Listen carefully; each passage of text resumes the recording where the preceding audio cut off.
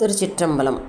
குருவருளாலும் திருவருளாலும் மணிவாசக பெருந்தகை அருளிச் செய்த கருவாசம் போக்கும் திருவாசகம் 8ஆம் திருமுறையை வரலாற்று முறையில் நாம் சிந்தித்து கொண்டு வருகின்றோம். அந்த வகையில் இன்று 4வது திருப்பதிகமான அற்புதப்பத்து. நம்ம முதல் திருப்பதிகம் போற்றி திரு அகவல் என்று பார்த்தோம். 2வது திருப்பதிகம் சென்னிப்பத்து, 3வது திருப்பதிகம் அதிசயப்பத்து, 4வது திருப்பதிகமாக அற்புதப்பத்து அருளியிருக்கின்றார் என்று நமக்கு ஆசிரியர் அவர்கள் அருளி செய்திருக்கின்றார்கள். அற்புதப்பத்தும் அதை பாடியுள்ள விதமும் நாம் சிந்தனை செய்ய இருக்கின்றோம். திருச்சிற்றம்பலம். அற்புதம் என்பது ஆச்சரியம், அதாவது வியப்பு. உலகில் உள்ள மக்கள் அனைவரும் பெண் இன்பத்தில் மயங்குவது இயல்பு. அத்தகைய தையலார் மையலையும் தவிர்த்து அவர்களை இறைவன் ஆட்கொள்கின்றான் என்பது வியப்பான செய்தியே ஆகும். மக்களுக்குள்ள இந்த மயக்க உணர்வை பெருந்தகை தம்மேல் ஏற்றி 10 பாடல்களிலும் இக்கருத்தை கூறி அருளியிருக்கின்றார். தெரிவேனை, கிடப்பேனை என வரும் சொற்கள் இவ்வுண்மையை புலப்படுத்தும். அனுபவம் என்பது சிவ அனுபவம், அதாவது ஆன்மா சிவபெருமானோடு இரண்டர கலந்து ஒன்று என்னும் தன்மை பொருந்தி பேரின்ப நுகர்வுற்று இருத்தலாகும்.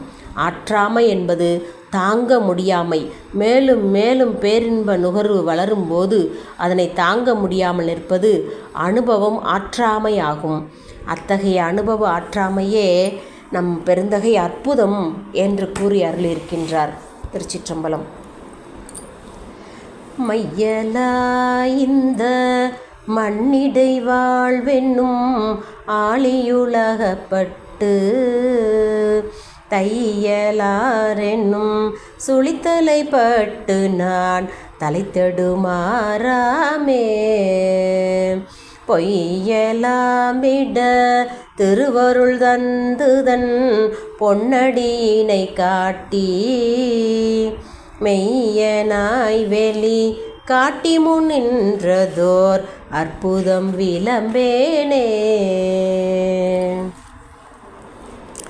ஏந்த மாமலர் இட்டு முட்டாததோர் இயல்போடும் வணங்காதே சார்ந்த மார்முளை தையல் நல்லாரோடும் தலைத்தடுமாறாகி போந்து யான் துயர் புகவண்ணமருள் செய்து பொற்கலினை காட்டி வேந்தனாய் வெளியே என் முன் நின்றதோர் அற்புதம் விளம்பேனே.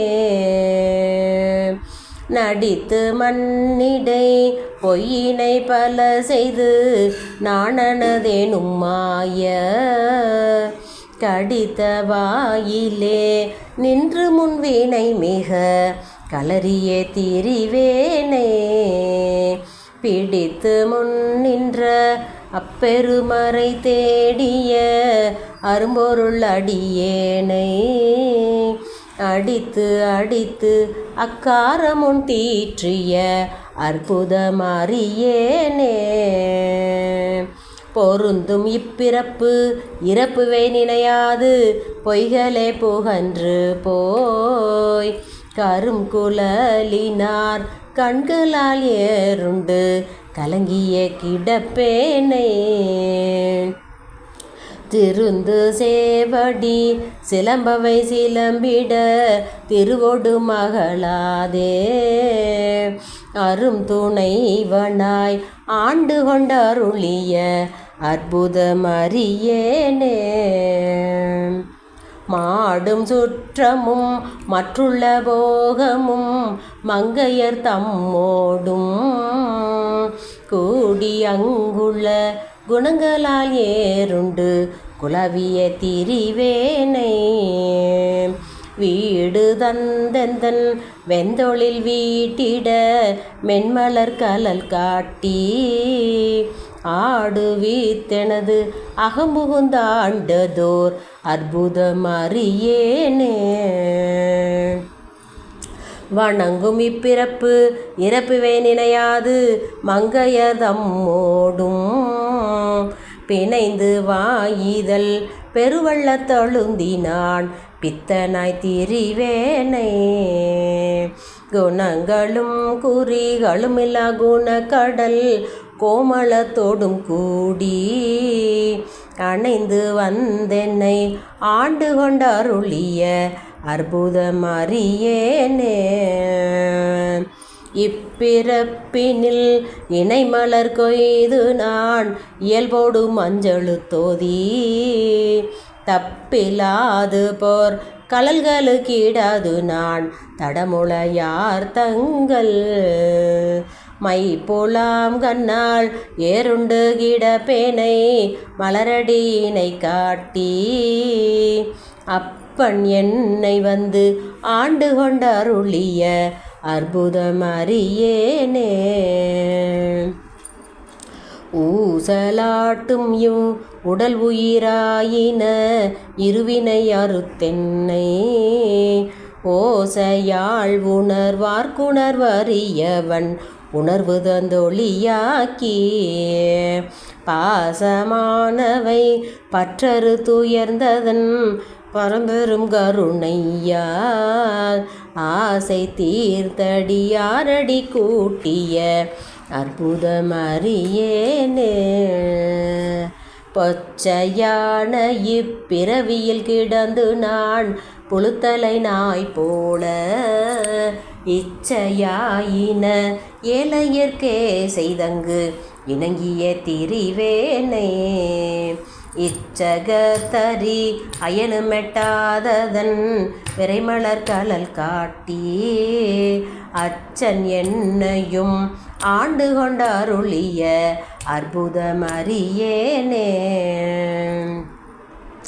செரியும் இப்பிறப்பு இறப்புவே நினையாது செறிகுழலார் செய்யும் கிரியும் கீழ்மையும் கெண்டயம் கண்களும் உண்ணிய கிடப்பேனே.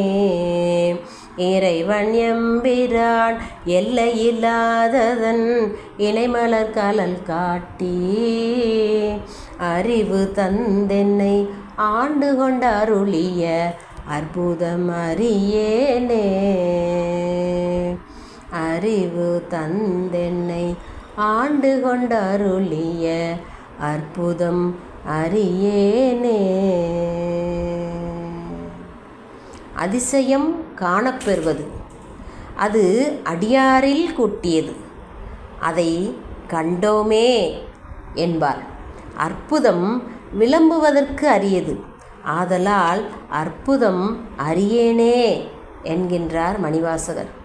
தாம் உலகப் பிணிப்பிலே உழன்று கிடந்ததையும் தமக்கு வீடு பேறு அருளிட குருவாக வந்து திருவடி தந்தமையையும் கூறுகின்றார்.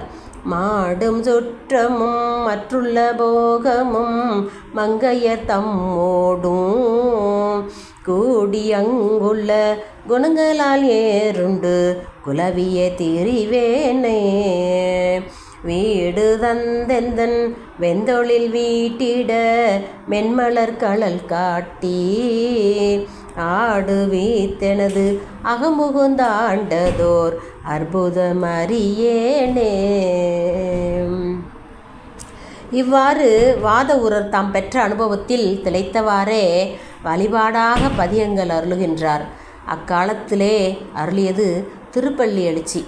அடியாரோடும் தம்மை விட்டு சென்றமையை குறிப்பிட்டு யாவரும் நம் வருகைக்காக காத்திருக்கின்றோம், வந்து அழைத்து போவீர் என்று உணர்த்துவதை உள்குறிப்பாக கொண்டது திருப்பள்ளி எழுச்சி. அடுத்து நாம் திருப்பள்ளி எழுச்சி என்ற வகையிலே நாம் ஆசிரியர் குறிப்பித்த